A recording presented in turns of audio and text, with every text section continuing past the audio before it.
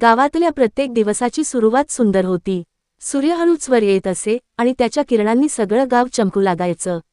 याच शांत वातावरणात राम्या नावाचा एक साधा गावकरी दिवसाची सुरुवात करत असे. राम्या रोज सकाळी नदीकाठी जायचा. तिथे बसून तो काही क्षण शांततेचा अनुभव घेत असे. लाटा, थंड वारा आणि वर उगवणारा सूर्य हीच त्याची प्राणायाम. कामावर जाणारे लोक बसची वाट पाहत होते. थोडीशी गर्दी होती, पण गावातली शांतता कधीच तुटत नसे. राम्या तिथून जाताना सगळ्यांना नमस्कार करत पुढे निघाला. मार्गात राम्या एका मोठ्या हवेलीसमोर थांबला. ही हवेली गावाचं एक चिन्ह होती. त्याच्या आजोबांच्या काळात इथे मोठ्या मैफिली होत असत. आता शांत होती, पण तिच्यात हजारो कथा दडल्या होत्या. थोडं पुढे गेल्यावर राम्या नेहमीच किराणा दुकानात थांबला. दुकानदार म्हणाला, राम्या, आज ताज्या भाज्या आल्या आहेत. गावातलं व्यापारीपणही प्रेमानं आणि विश्वासानं चालायचं.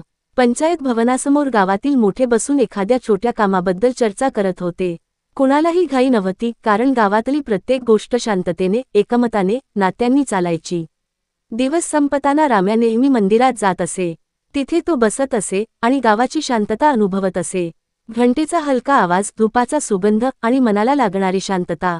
सकाळपासून मंदिरापर्यंत गावातल्या प्रत्येक ठिकाणाचं सौंदर्य वेगळं होतं. राम्यासाठी हा फक्त एक दिवस नव्हता, ही त्याची दुनिया होती. जर तुम्हाला राम्याची गोष्ट आवडली असेल तर व्हिडिओ लाईक करा, शेअर करा आणि सबस्क्राईब करा.